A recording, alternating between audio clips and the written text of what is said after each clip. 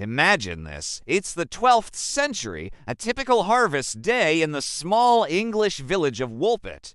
Farmers are working in the fields when they hear strange, muffled cries coming from a deep pit, one of the wolf traps that gave the village its name. Cautiously, they approach and peer inside. What they find is something that will puzzle historians for centuries. Two children, a boy and a girl, huddle together in terror. But these aren't just any lost children. Their skin is a distinct, unearthly shade of green. The villagers are stunned. They pull the children out of the pit. The kids are wearing clothes made of a material no one recognizes, and they're speaking a language that sounds like nothing on Earth. They look human, but that baffling green skin. Where did they come from? Were they fairies?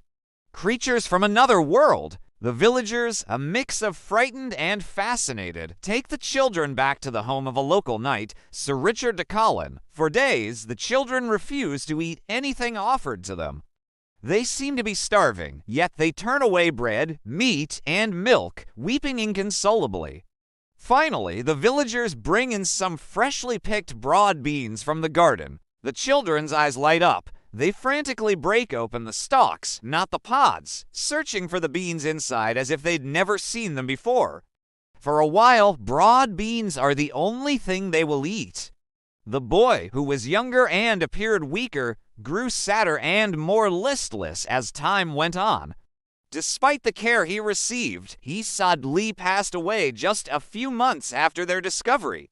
The girl, however, began to adapt. She was eventually baptized and given the name Agnes. Slowly, very slowly, that strange green color began to fade from her skin, eventually becoming the same as any other person in the village.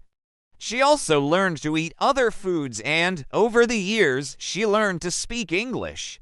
Once she could communicate, everyone was desperate for answers. Where did you come from? Why was your skin green? Inez's story was even more bizarre than anyone could have imagined. She described a place she called St. Martin's Land. According to her, it was a world of perpetual twilight, where the sun never fully rose. Everything there, she said, was green, just like they had been. She and her brother were herding their father's flock when they heard a loud, captivating sound like the ringing of bells.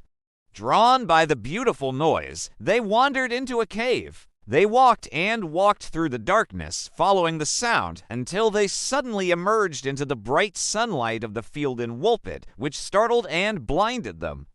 That's when they were found. She claimed they didn't know how they had crossed over, or how to get back.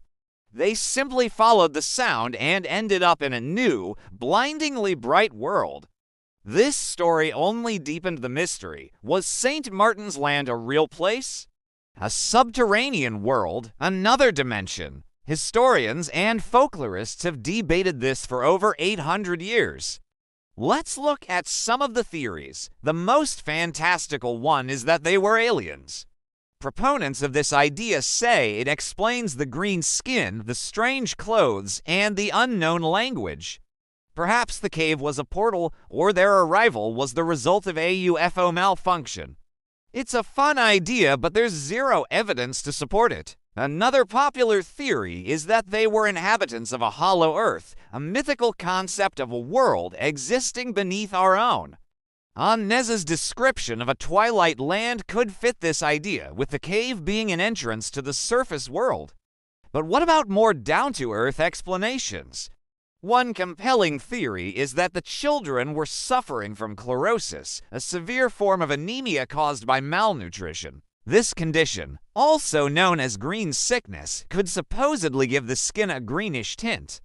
Their diet of only beans might have eventually corrected the deficiency, causing the green color to fade from Inez's skin. This could explain their appearance, but what about the rest of the story? A more detailed historical theory connects the children to the persecution of Flemish immigrants in England at the time. King Henry II was cracking down on these communities. It's possible the children's parents were killed and they fled into the dense Thetford forest. Lost, disoriented, and starving for days, they might have developed chlorosis from their ordeal. The unfamiliar language could have been a Flemish dialect, and their strange clothes could have been the style worn in their community. The cave in their story could be a metaphor for their journey through the dark, unfamiliar forest, and the bells they heard might have been the church bells of a nearby town like Bury St. Edmunds, which led them out of the woods and towards Woolpit. This theory seems to tick a lot of boxes. It explains the green skin as a medical condition, the language as a foreign dialect, and their lost state as a result of a known historical event. But it doesn't quite explain everything. Why did Agnes describe a whole other world of perpetual twilight? Was it a child's way of coping with trauma? A confused memory of living in a dense, dark forest where little sunlight penetrated the canopy? Or was she simply telling the fantastical story her new community expected to hear? What we know for sure is that Agnes survived. She grew up, married a man from King's Lynn, and lived a long life.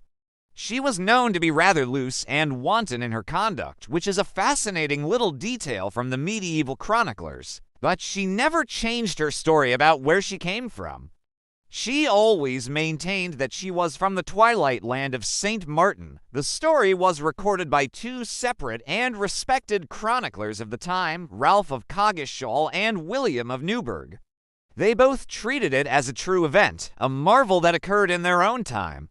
They didn't present it as a fairy tale, but as a factual report of a strange incident. This is what makes the Green Children of Woolpit so enduring. It's not just a folktale passed down through oral tradition. It's a documented historical event that defies easy explanation. So what are we left with? A story that sits on the knife edge between history and folklore. Were they lost and traumatized children of Flemish immigrants, their strange appearance a symptom of malnutrition? Or were they visitors from another world who stumbled into our own by accident? Agnes took the full truth with her to the grave, leaving us with a mystery that is just as captivating today as it was in the 12th century. It makes you wonder what other strange events are hidden in the margins of our history books, waiting to be rediscovered.